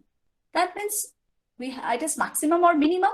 So now we have to find the double derivative to find that it is maximum or minimum. So let us do the double derivative. Putting the values of C1, we have this. So double derivative is this one. Now put the value of ln at 3 by 4 in the double derivative. So what we are getting is this kind of. Just we need that y double derivative at ln of 3 by 4 is greater than 0 or less than 0. For that, we need not do the whole calculation, okay? You just can take this 3 by 4 square common and do calculate the rest part to consider that it is greater than or less than 0. Because square is always positive, right? It is depending on this part. So this is minus 4.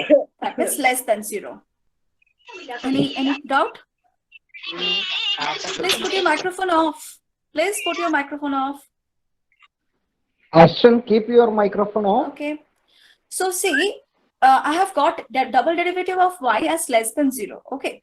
Now, you can, I hope you know this, when the slope double derivative is less than 0, that means it's maximum at x. And when it is greater than 0, that means it's minimum at x. So since this is less than 0, the x value that we have obtained where the slope is vanishing, it is only the maximum value of x, for which y means maximum value of yx attains the maximum value at this x. Okay. Now you have to compute this in the decimal form and you can write the answer. Okay. Now let's go to the next question, which says that this Ly is given in this equation, this expression form, where p and q are real constants. we have two solutions, y1x and y2x of Ly equals to 0. This equation, differential equation, solutions are y1 and y2. Satisfying the conditions are given at y1 at x0 for b1 and y. The differentiation of them are also given. Okay. Now it's mentioned that x0 is greater than 0. In the last question, how can we directly find the value of log 3/4? Value of log ln of 3/4. Actually, you don't have to see if you're using calculator, then you can do that. Otherwise, Ma'am, because calculator is not allowed in the exam. See, don't worry about this that. is for JAM, right? JAM examination, virtual calculators will be provided. So don't worry about that. You can have virtual calculators. Okay, sir. Okay, thank you, sir.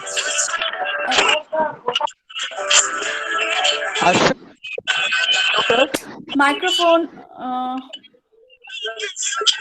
Ashwin, please keep your mic muted. Yes. Okay. Thank you, sir. Again, someone else, I guess. Yeah. Okay. So we have the derivatives of the solutions also given in the our question. Okay. Now we have the question in the options that whether this y1 is a constant multiple of y2 or not, and we have to check these solutions of this Ly equals to 0 given some conditions. Now let's do for the first two options. Are you saying something? Okay. No. Hello? Yes, sir? No, Minakshi, you can proceed. Yeah, okay. Okay. So first, let us check for this constant multiple part. So for that, first we have to find the solution, right? Let us find the solution first. So now you can easily see that x greater than 0 is given, and it's the Cauchy-Euler that we have done before. So you use that condition and find the equation. Okay. And this you can solve by the auxiliary form. Okay. Now, another thing, you can do this constant multiple part directly from these solutions that are given. Okay. Because we have the solutions over here, now we can use Wronskian. I hope you have heard about Wronskian. Wronskian is for if Wronskian value, that the determinant value of whether in the first row we write the solutions and the second row we write the derivatives. Okay. For second order, and for the third order, again the second derivative will continue in the third row. Okay. If this determinant of this Wronskian is not equals to 0, then then all the coefficients of this linear combination have to be 0. Okay, that means the solutions are linearly independent if this is not equals to 0. Now over here, if I put the values of y and their derivative, I see that I get not equals to 0 Wronskian. That means these solutions y1 and y2 are actually linearly independent. That means they are not constant multiple. So this option is wrong and this option is correct. Now let's check for the next two options. Here it is given that 1 and ln x and x and ln x are solutions in different conditions. Let us check for the first one. P equals to 1 and q equals to 0. We have the auxiliary equations. So let us put the condition P equals to 1 and q equals to 0. So this is my auxiliary equation that will form, which will give me 2 equal 0 roots. Okay.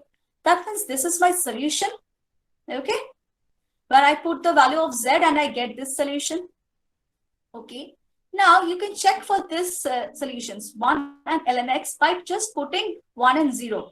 If you put 1 and 0, you can find that this is 1 and ln of 1 is 0. So this is going to be 0. Okay. Y is 1, that means. And then if you put the reverse one, that is C1 equals to 1 and C1 equals to 0 and C2 as 1, you're going to get this solution. Okay, ln x. So that means this option is correct. These two solutions have been opted for this condition. Now next we have x and ln x are solutions for this condition. Okay, let us consider the condition first. Then what we do, since we cannot directly put the values of P and Q in this auxiliary equation, we cannot compute in this way. Okay. So what we do, we check the solution. First one is easy, right? X. We can check directly for x, put the value for x in this differential equation and do double derivative. So that is 0. When you do single derivative, it is 1 and then x. So this is actually forming P plus Q of x. No, P plus Q is not equals to 0. That is given. So this ultimately is not equals to 0. But in our differential equation, that is equal to 0. So this is not a solution of the differential equation. So since x is not a solution, this my option will only be wrong. This option is not correct. Okay. Now move on to the next question, which is again a question of Wronskian. We can see. Ma'am, please repeat the last option. Last option? Okay. Yes, ma'am. In the last option, see, we have a condition given that p plus q not equals to 0.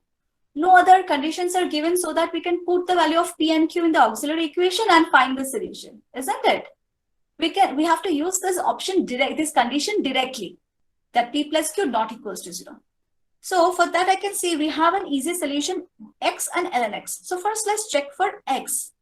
How to check the solution is it a solution or not? Put the solution in the differential equation. That is L at y equals to 0. So if you put the solution in x in the differential equation, you are getting x square into y equals to x you put. So because y you're putting as solution, x you're putting as solution. So double derivative of x is what? 0. Right? And single derivative of x is 1. So I'm getting plus px into 1 plus q into y equals to x. Okay? This part is okay? Who said please response? Is it okay or not? Okay, ma'am. Okay. So see, now this one you can write p plus q into x. So it is given that p plus q not equals to 0. So this must be not equals to 0 because I'm considering for all x values, right? So this must be not equals to 0 since p plus q is given not equals to 0. So now I got what? This is not equals to 0 means the differential equation in the right hand side, what we have? We have 0.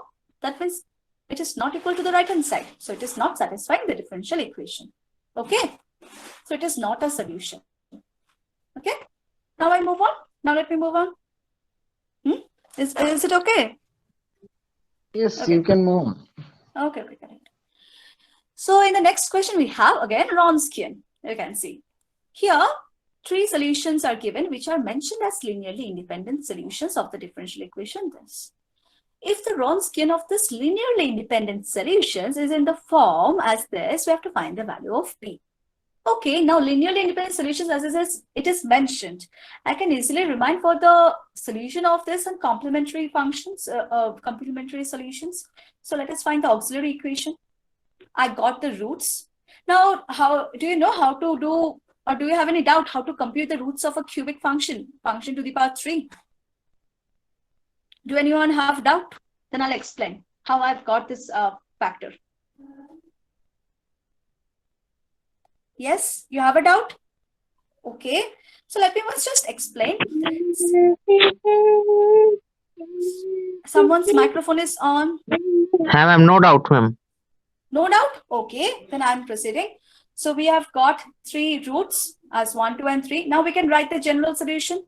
So here e to the power x and this e to the power 2x and e to the power 3x. These are linearly independent. So these are my y1, y2, and y3. We can consider as this solutions which are given as y1, y2, and y3.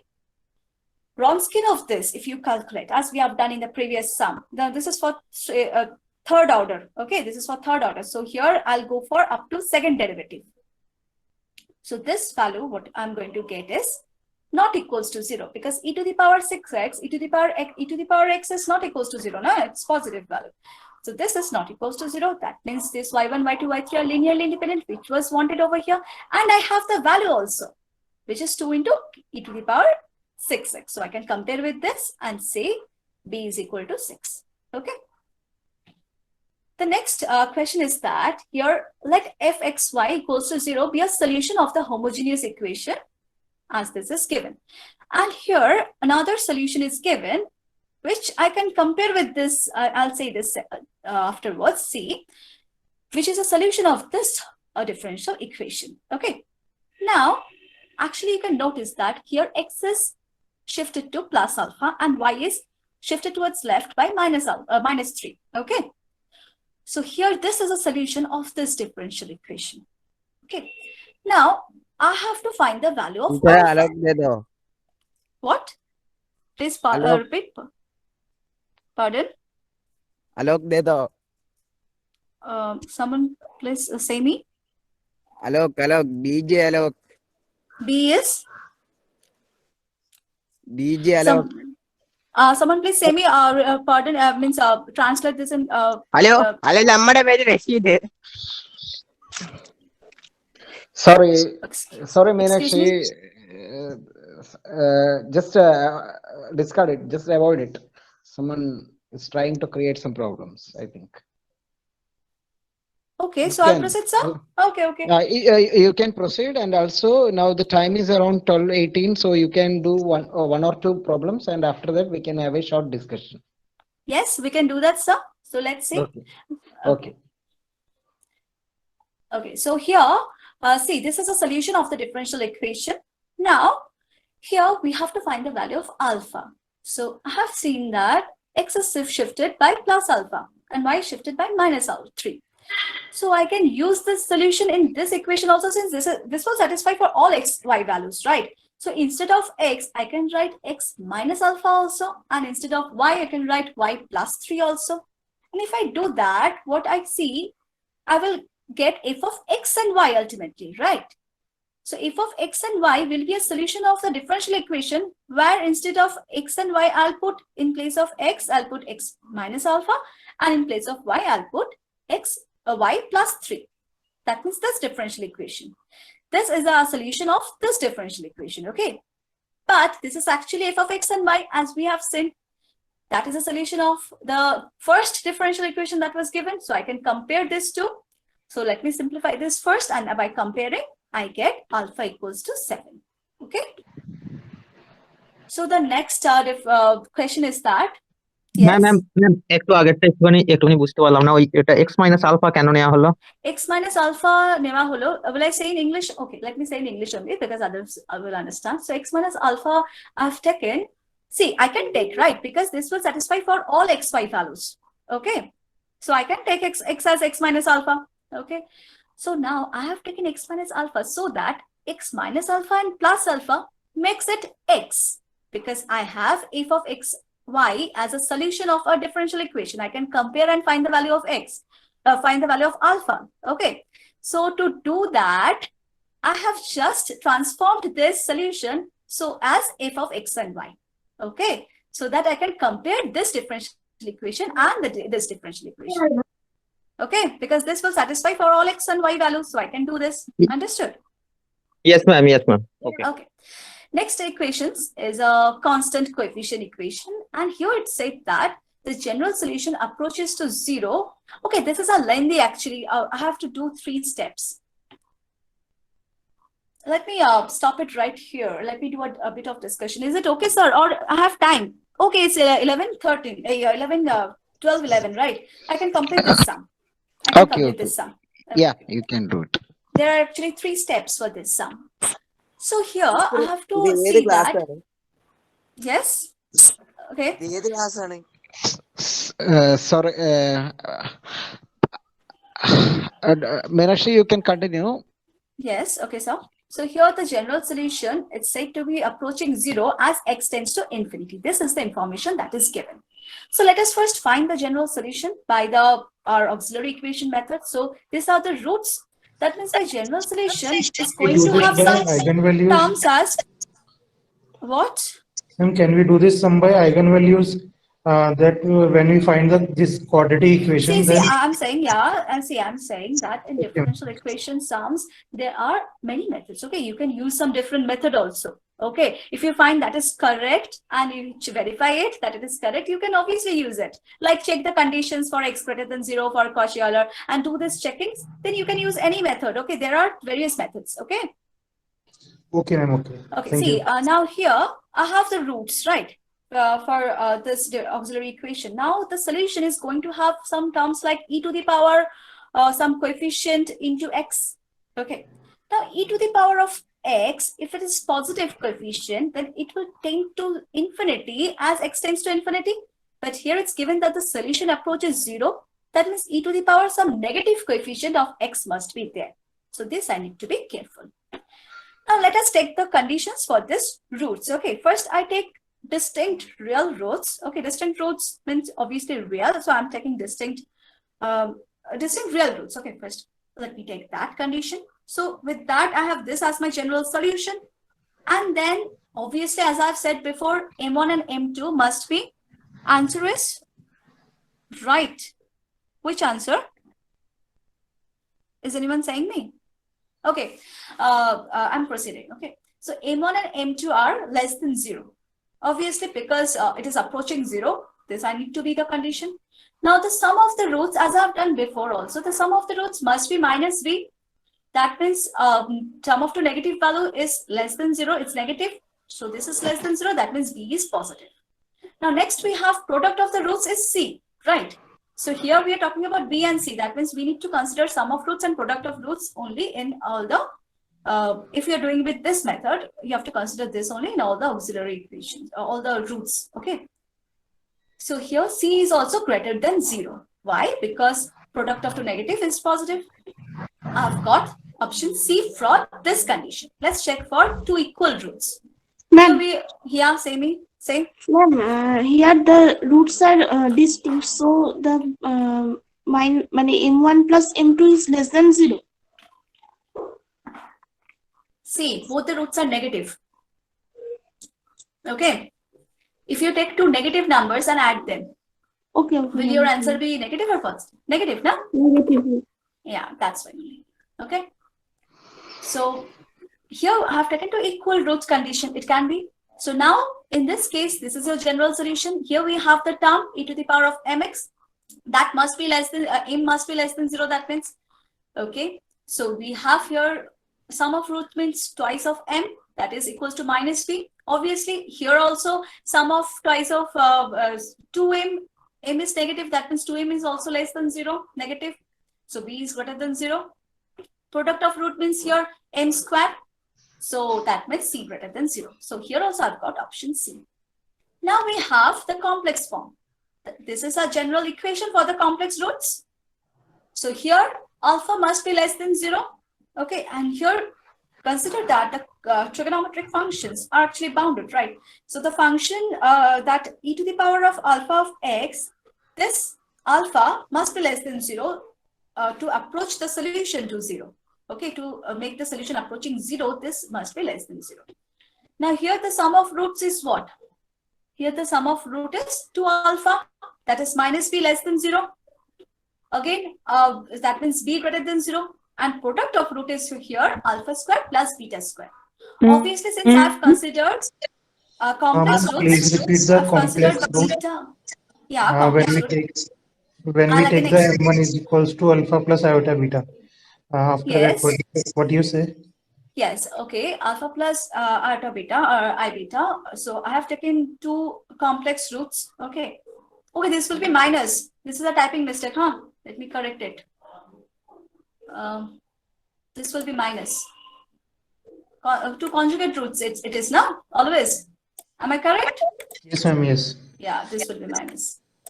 Okay, now, so you were saying that this, I'll explain again. So the general solution always we write as e to the power, a form of e to the power of alpha x, the real part, multiplied by C1 arbitrary constant into trigonometric function, that is cos beta, the imaginary part of beta x plus C2 of sine beta of x. Okay, this is our general solution form. I hope you know this. Now, why alpha is less than 0? Because here we have e to the power alpha x. If this is not less than 0, then if this is positive, then it will tend to infinity, as this cos and sine are bounded function, right? It goes from -1 to 1. So this these are bounded functions. That's why alpha must be less than 0. Now, if you add this two, it is going y beta, and here minus I beta is going to be cancelled, and it is giving you 2 alpha. That is, I can equate it with minus b. That is less than 0 because alpha is less than 0. Similarly, b is greater than 0. Now let me explain the product of product part. So here product is equal to alpha square plus beta square. If you do alpha square, see alpha is less than 0. Okay, that means square of any negative number or positive number, it's positive. And square of another, whatever, square is positive, right? Beta is not equals to 0. But square of numbers are positive, so c is positive. So here also I get the same condition, that is b and c are positive. So this is my answer. So let me end over here. Is it okay? Okay, ma'am. Yes. Ma'am, Okay. next class. Yes. Ma'am, here, what is the use of writing that the y is equals to e to the power alpha x in the bracket c1 cos beta x plus c2 sin beta x? When we don't write this, then also we can do this question. If you don't write Yes, ma'am. this multiplied form, what you're Yes, saying, ma'am. say again. Yes, ma'am.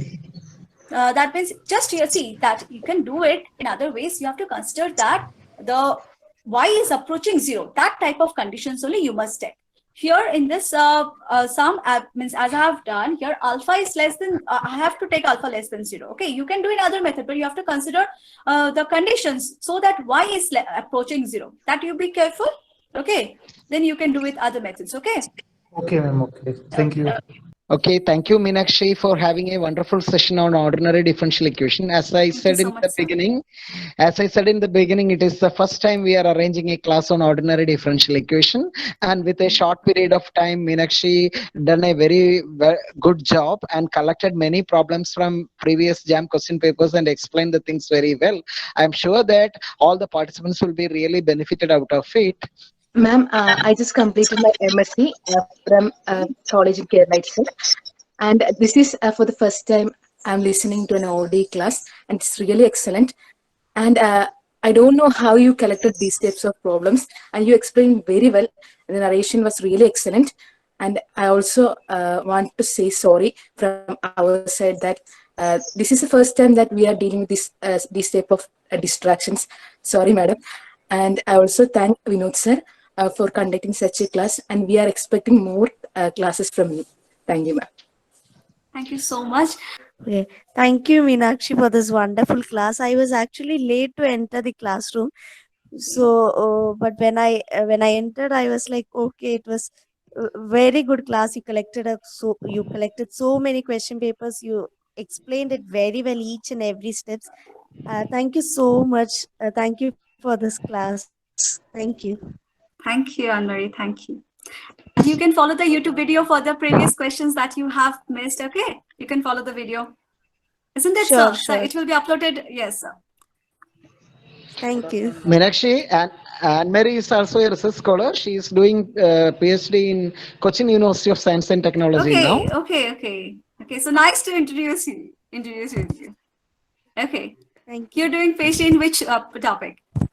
Linear algebra and functional analysis. Actually, mix of two topics. Okay. It's good. She is also the first rank holder of CUSAT for MSc exam, like you, Minakshi. Good. Awesome to meet you. Meet you also, Minakshi. Thank so you. It's our first Thank you, introduction, and it may continue, right? It's our first introduction, and it may continue, isn't it? Yes. Yeah. Yes. Someone's commenting. Thank you, ma'am. Thank you, sir, for the wonderful session. Okay. Thank you so much. Actually, Minakshi is this type of classes is an opportunity to have new friends also. Okay. Yes. Correct, sir. Absolutely correct, sir. Myself, Anisha, and I'm studying second year MSc. Okay. It was a very nice session, and we got a lot of problems from ODE, and you explained each problem very clearly, and it was very useful class for us. And thank you so much, ma'am. Thank you. Thank you so much, Anisha. Ordinary differential equation problem. Expecting more classes from you, ma'am. I have a doubt that I had given the CSIR net exam this time, but I had done a lot of silly mistakes. My concepts are clear, but done a very silly mistake, means calculation mistake, or means very silly mistake I had done. So how can I improve that? This happens. See, you have to, when you will practice the sums, you be careful. Whenever you will practice the sums, you imagine that you're giving an exam only. Okay. So you're given an exam only, and be careful that time only. Then only you will make it a habit to be careful and do the calculations, not to do the silly mistakes. You will make this only a habit. Okay. It's actually it is actually a fact related with our math subject. You should be very precise and accurate. We cannot compromise on accuracy in maths. So be careful while doing exams. Yes. Okay, any others? Yes. Okay, thank you. Ma'am, can you arrange the GATE PYQs also, because GATE exam is coming? in the February. Yeah, we will include in the future sessions. And We will all the include best. problems. Yes, another Yeah. thing I want to say to all the students, all the best for all your upcoming exams. Okay, all the Okay, best. thank you. Yeah, good. Is anyone else? Hello, ma'am. Yes, hello. I'm Shubham Jaiswal from Kisan Postgraduate College, Bahraich, UP. Okay. I'm currently in my third year bachelor Okay. with math. And thanks for your wonderful session. I'm looking for such kind of session for problem solving, because in my area there were no facility of such type of classes. Even in my college there were only focusing on doing the syllabus and examination, and that's it. And at last, thank you very much. Okay. Okay, See this. thank you. See this online platform has helped in this way only, now, right? Yes. To reach to every people, right? Where you are not, it's not available. Since it is happening online, so you can also, means everyone can avail this, right? From wherever they want. Yes. Ma'am. So this is the opportunity that you have to grab. Okay. Correct.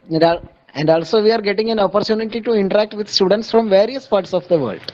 Yes, they are the upcoming mathematics scholars, right? Yeah. Ma'am, can I discuss my GATE PYQs doubts to you? Can I send You can join in our WhatsApp group and you can share the questions there.